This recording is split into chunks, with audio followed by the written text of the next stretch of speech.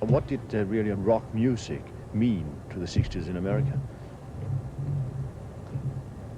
Quite a bit. In fact, it meant more to the lifestyle then than it does now, actually, because the way in which rock and roll is consumed these days has more to do with advertising agencies and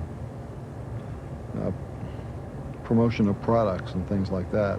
Pretty much rock and roll has been reduced to a product itself, whereas in the 60s there was a little bit more life to it. It was connected a little bit more closely to the lives of the people who made the music. Whereas today, it is my observation that the people in the music business devote their time to making product rather than music. But then, in the 60s, yeah, the music was there, and it was a revolution, wasn't it? I mean, you talk about the students' revolution, and the music, that was sort of, that had it all, didn't it? That's an exaggeration. I think that's been romanticized quite a bit. There was a lot of revolutionary rhetoric, but there never was a revolution. You mean, by and large? By and large, there was nothing that even resembled a revolution. There's a lot of people talking about it. No, and they like to get together in large numbers and hold signs and march around and talk about it, and then after the demonstration they would either be beaten up and have to get the blood off their head, or they'd get a blowjob from a girl in a smelly blanket. Yes, but it changed people, didn't it? I mean, people are different now than they were 20 years ago. Yeah, people are different now than they were 20 years ago, but not necessarily better. A lot of the people who were out there doing those marches turned into yuppies. And I don't think that the world is better off because they exist. Good evening. I'm Ted Koppel, and this is Nightlines. Donny Osmond and Frank Zappa.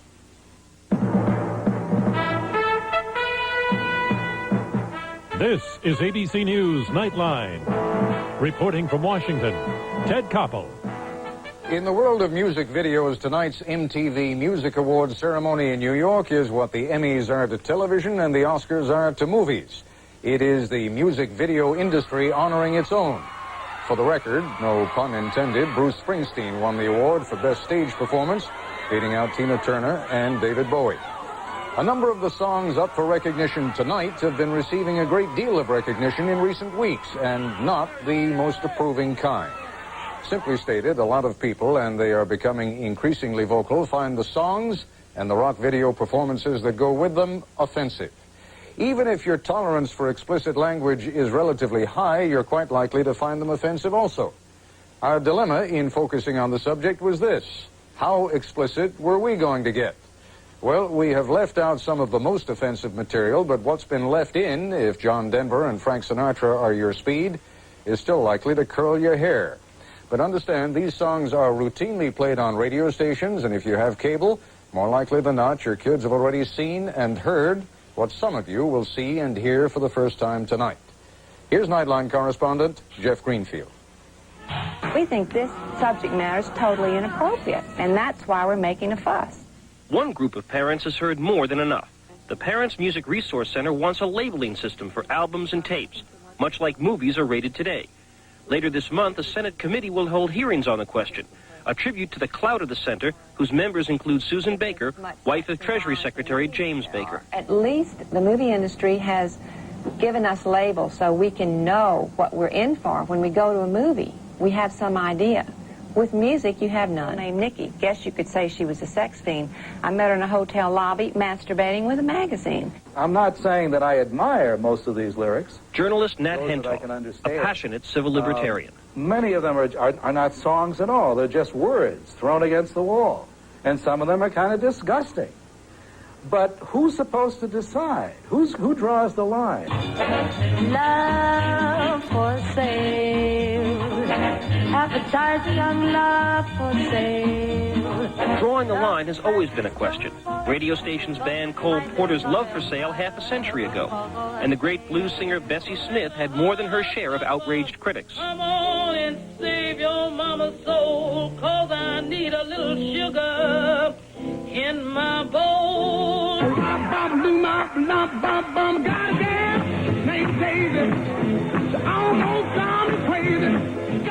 Rock and roll has got to go. almost drive crazy. The obscenity and vulgarity. Indeed, why you don't know what you do to me, to But it was the arrival of rock and roll 30 years ago, raw, powerful music for black adults that was adopted by white teenagers, that really focused outrage. It is a contributing factor to our juvenile delinquency of today. A whole generation of Americans was raised on the belief that the Kingsmen's hit, Louie Louie, contained obscene lyrics.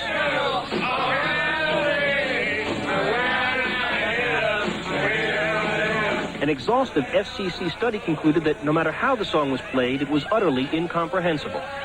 Yes, rock and roll music has always stirred fear and loathing in the hearts and minds of the elders. In fact, the very phrase rock and roll, like the word jazz, was originally slang for the sex act. But it's also true that the rock music of an earlier time has nothing, absolutely nothing, in common with some of the songs of today. Behind that excuse that this is no different, it's very different. Jeff Ling, a minister who works with the Parents Resource Center, listens to and plays rock and roll, but he's concerned about albums like Be My Slave. Inside, there's lyrics like, come on, slap my face, the way you gag me, the way you give me pain. Some women like violent sex, and I think that they have a right to hear about it. Frank Zappa is one of the few rock artists to come out openly against the labeling effort. I mean, if it looks like censorship and it smells like censorship, it is censorship no matter whose wife is talking about it. It's censorship. Beyond the moral issue, there's a pragmatic question. Will labeling keep offensive lyrics away from children or actually promote sales of controversial songs? Kids go after what's cool. They're going to go to an R-rated movie before they go to a PG over a G because it's cool. And if you censor it, it's going to be more cool to buy the hardcore lyrics. Later, we'll be joined by pop star Donny Osmond, but next, when we return, we'll talk with Candy Stroud, spokesperson for the parents group that wants to rate pop records. And on the other side of the issue, Frank Zappa, a rock innovator who's never been at a loss for words or music.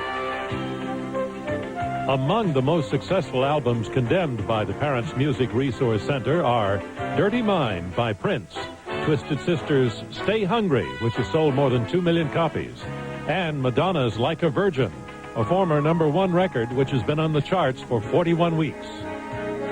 This is ABC News Nightline, brought to you by Sears. Zappa and the Mothers of Invention. His underground hits carried such classic titles as Susie Cream Cheese, Brown Shoes Don't Make It, and Call Any Vegetable, plus several with lyrics that we'd have trouble quoting. In the early 70s, Zappa and his group were banned from the Royal Albert Hall in London in a dispute over obscenity. Frank Zappa joins us now live in our Los Angeles bureau. And joining us in our Washington studio, Candy Stroud, freelance journalist and spokesperson for the Parents Music Resource Center, which is campaigning for a rating system for pop albums and tapes. Frank, give me a sense of limits. Are there any? Well, first of all, I have to correct something you just said. The suit with the Royal Albert Hall was a breach of contract suit, not an obscenity suit. Okay. Now let's move to the subject at hand. Are there limits? Yeah. Well, should there be any kind of limits? Yes, I think there should, and those limits that you're talking about for sexual information for children are a matter for parents to decide for themselves.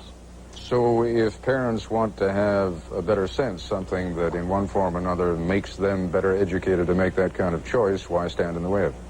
Because what the PMRC is suggesting in terms of remedies for the problem are roughly the equivalent of saying, well, this man has dandruff, so we're going to cure it by cutting his head off. Their proposals are really dumb if you take away the aroma and look at the mechanics of what they are, and they're also very dangerous in terms of what they can lead to for violating your right to free speech, your right to assemble, because they want to apply the same ratings to live concerts, and the right to due process for people. For example, if you're a songwriter and you have a song included on an album that gets an X, and through no fault of your own, the album is banned from stores or the sales of it are impinged on in some way, you don't have a chance. The analogy you draw is a colorful one, but why is it any different, for example, than rating movies and saying if you are below a certain age, you can't go to see such and such a movie unless accompanied by adult, and in some cases not at all, unless you are of a certain age? Well, I think that in law, when they deal with matters pertaining to the First Amendment, that a lawyer told me this, that you're supposed to look for the least restrictive option. And in this case, the least restrictive option would be this: to realize that rock and roll is not written or performed for people with conservative taste. And there's no reason why the morals or the taste buds of somebody who's married to a DC superstar should be a model to impinge on the rights of people who are not children. All right, Candy Stroud, you're a journalist in addition to being a spokesperson for this group, and I'm sure are also concerned about impinging on the rights of free speech. Where do you draw the line? Clearly not in the same direction as Frank Zappa. Well, certainly nobody's talking about censorship, Ted. Nobody's talking about taking away anybody's First Amendment rights. Not yet. I think, and never will. Come on, Candy. Excuse me, just let me finish. I think what's most important is that parents be given some sort of information as they are given in the movies. We're talking about consumer information, packaging, labeling, so that if a parent goes to a record store and to buy a record for a child, he doesn't come home with a record by Prince that contains lyrics about masturbation or incest or oral sex. A bunch of kids. How many times do you go out and buy records for them? How many times do they buy records for themselves? Not often enough as far as my children are concerned. I mean, the only reason I make the point is not to draw attention to you, but I don't think most of us buy records for our kids. Well, they go out and buy their own. I do. I certainly go out for Christmas and for their birthdays because they like tapes. And I must tell you that I was just as uninformed as many parents are in this country today, and went out and bought Sheena Easton and bought Prince and bought Frankie Goes to Hollywood for one of my children's friends without knowing that Frankie Goes to Hollywood was about gay sex, that Sheena Easton was about orgasm and arousal, and that Prince was singing about a woman masturbating in a hotel lobby with a magazine. All right, but let us, Candy, for a moment, be realistic about kids. And let me raise the point that was raised earlier in Jeff Greenfield's piece, and that is many kids will be, and in fact I think Donny Osmond was the one who raised it, many kids in fact are going to go out, and if they see a PG rating or an X rating or an R rating on an album, they're going to go for the one with the highest rating simply because it's there. Ted, I don't think so. I think there is no rating system that is infallible. A rating system is only as good as the parents who are involved. If you are going to allow your children to watch any movie that they want to or buy any magazine that they want to, you're not doing your job as a parent. A parent has got to be vigilant about what their children are seeing and listening to.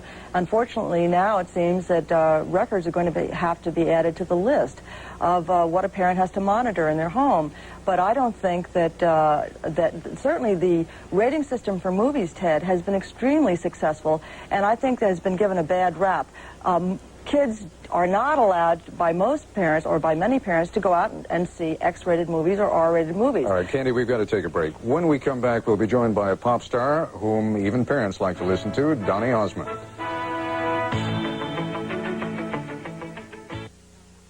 And Innocent, which might tell you something about where Donny Osmond was coming from. Along with his years co-hosting the Donny and Marie Show on ABC, he has 12 gold albums to his credit. Donny Osmond is with us now, live from our Los Angeles bureau. And I'm sorry about saying that parents like your records. That's probably totally destroyed your career, right?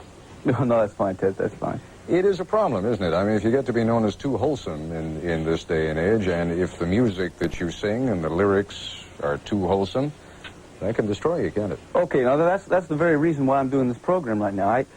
I understand Susan's point of view. I understand what they're trying to do. But like I said earlier in the tape, in a couple years, I think it's going to slap them in the face, because think about it. What has happened to the film industry with the rating system? You know, if you slap a rating system onto the albums, that means I'm going to have to try like crazy to avoid a G-rated album. And in no way is Donny Osmond going to be coming out with a G-rated album, because because no one will buy it? Well, absolutely. The kids won't buy it. Well, it's death to a film producer to produce a G-rated film nowadays. So they do what? They go for the R, they go for the PG, that's where the money is. You mean they throw in a little gratuitous sex, a little dirty language? Exactly. Look, Ted, this is what's going to happen, in my opinion. The writers are now going to have to start putting into their lyric content some suggestiveness to avoid that rating system. You know what I'm saying? I want to be able to just put good music on the album. I don't want to have to be forced to put that suggestive lyric in there. You know what I'm saying? Candy, that's coming at it from a different direction, isn't it? And I realize that can't be the primary focus of your concern, but it has to be part of it. That is certainly what has happened to movies. Ted, I would just like to comment that a rating system for the movies is certainly better than what we had before. Nothing. At least a rating system gives a parent the opportunity to say to a child, look, this is a movie we don't think that you should see until you're a little older. A rating system for records, would it make kids go out and buy those albums? I think if a child comes into the house with an X-rated album or an R-rated album, that a parent has the opportunity to take a look at that and say, this has a rating on it that we don't feel is appropriate for you at this age. Well, first of all, Susan, you're not going to have that kid showing that album if it's X-rated. It's Candy, Donnie, forgive me. But that's all right. Oh, I'm sorry, Candy. Any name will do. Go ahead. Can't tell them apart, can you? You're not. First of all, the child is going to hide that album like crazy because it has an X-rated label slapped on it. Well, Donnie, Donnie, I think you have to be able to trust your children. I trust my children. I know. Okay, that's the very point. That's the very point, Candy. That is the point. But as a mother, I have to be able to... This is an issue that will break families apart as they argue over the rating of the album. Why, it's absolutely terrible. This is an anti-family issue. Okay, but I don't think you can legislate people to be good. Well, we're not talking about legislation, Donnie. We're talking about a voluntary rating system on the part of the music industry as there is a voluntary rating system in the movie industry. Well, hold on a second there, Candy. Let me at least warn you about the slippery slope that I see you starting down on. What about the radio stations that are now carrying these albums? They're unrated albums, but is that radio station going to be able to go on carrying it once it's got an X rating on it? Hopefully the radio stations will begin to cooperate like radio stations have all around the country, like KAFM. Cooperation is a nicer word than censorship, but the end result is the same, isn't But it? Ted, you know, nobody is talking about censorship here. The reason you don't talk about it is because you don't want people to know the truth. It's the same Republican Stonewall crap that you've been doing all along. Hey, I'm not a Republican. Listen, there is no If it smells like a Republican, it's a Republican. there is no censorship involved here. It is strictly public and the Emperor information. isn't wearing any clothes either. All right, wait a second. I'll tell you what, Frank.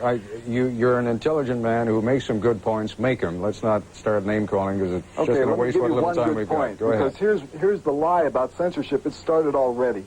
Record retailers have already told record companies, if you send us any album with any sticker on it, we won't rack it. Another chain with 400 stores in malls in the United States has been told by the Shopping Mall Association owners, if you rack hard-rated albums, we're going to cancel your lease. That's censorship.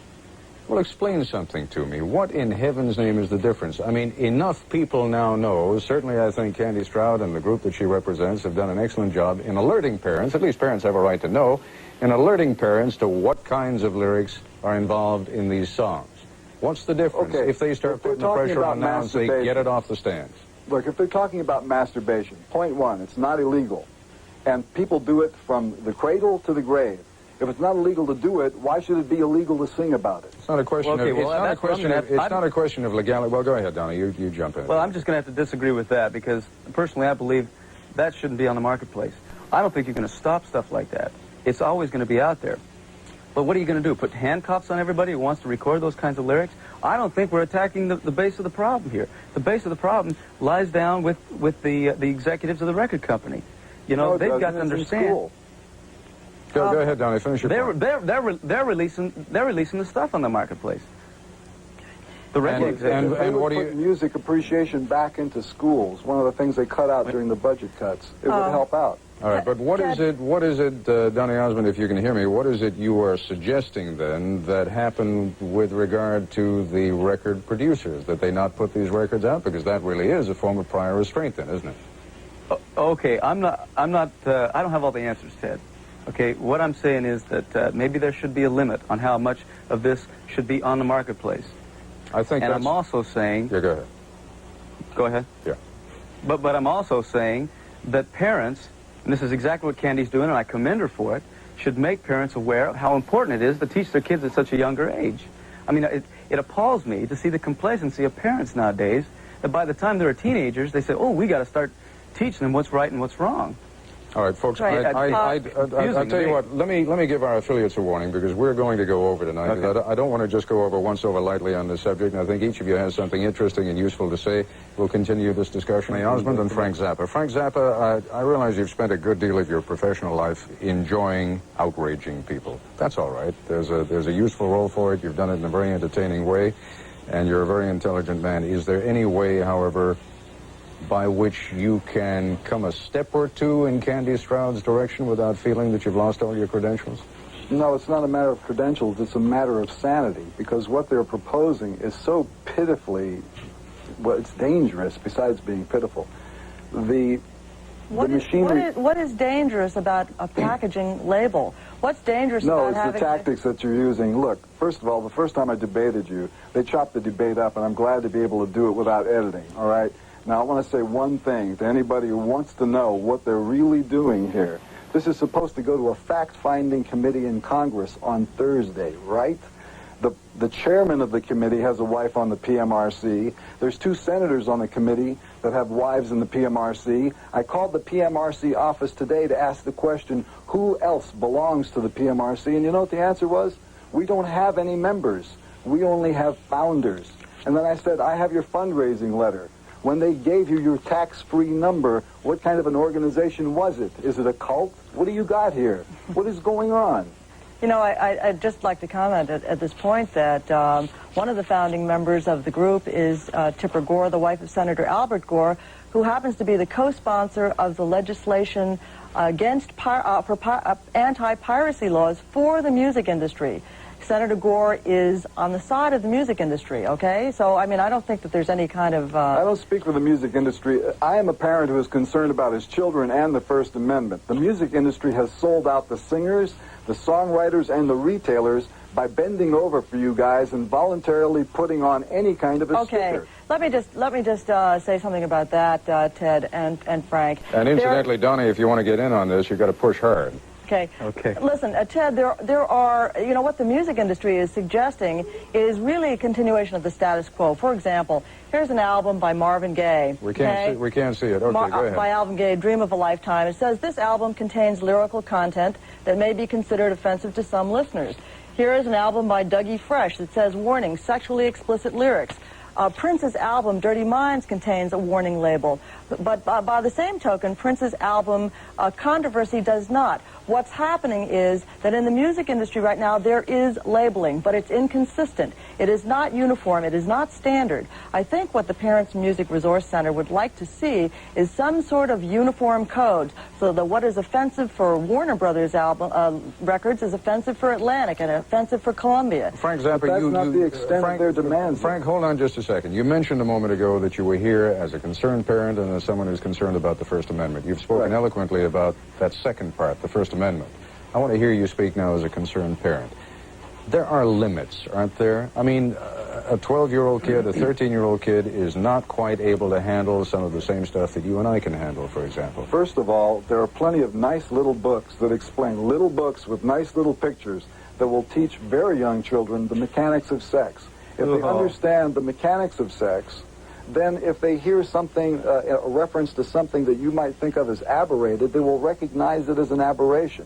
And the parent has the responsibility to give that information to their children. And if they hear it from someone like you, whom perhaps they admire or like very much, perhaps they don't consider the aberration to be quite that bad.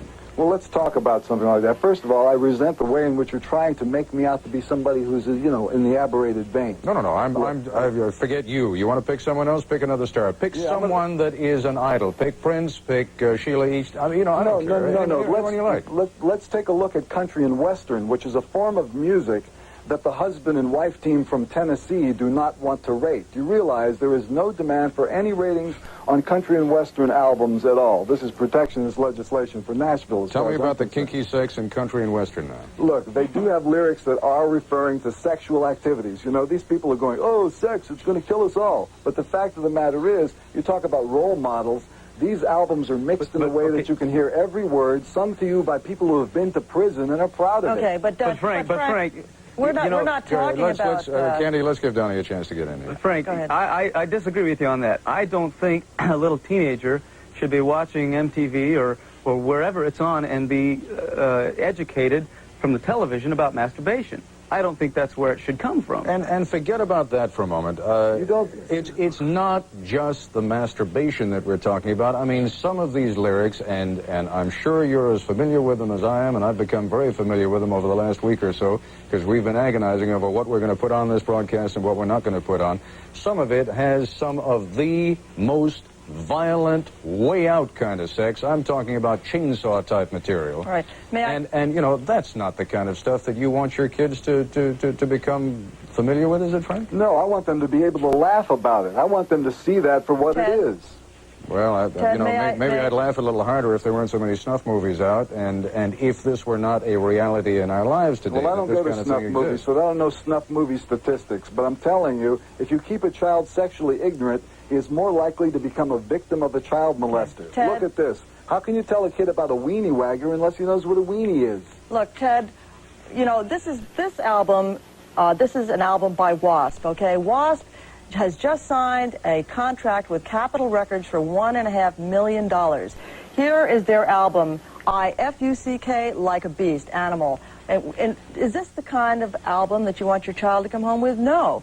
What about Motley Crue? Motley Crue has albums that sell double platinum albums, which talk about killing. Not a woman, but a whore. All right, I can Candy, taste the hate. I'll tell you what, I think we got the idea, and we've had enough examples of it during the course of it that we know what kind of thing we're talking about. So what's the final point? Let's wrap it up. Go ahead. The final point is that children should be educated by their parents, not by rock stars, and that parents have the responsibility to raise their children to understand that love is a tender and caring emotion, not one that destroys and defiles. We don't want to drag our children's minds through the muds. We want to enlighten them and ennoble them. All right, but on the issue now of the rating system, which, believe it or not, is why we decided to do this broadcast tonight, what's your point?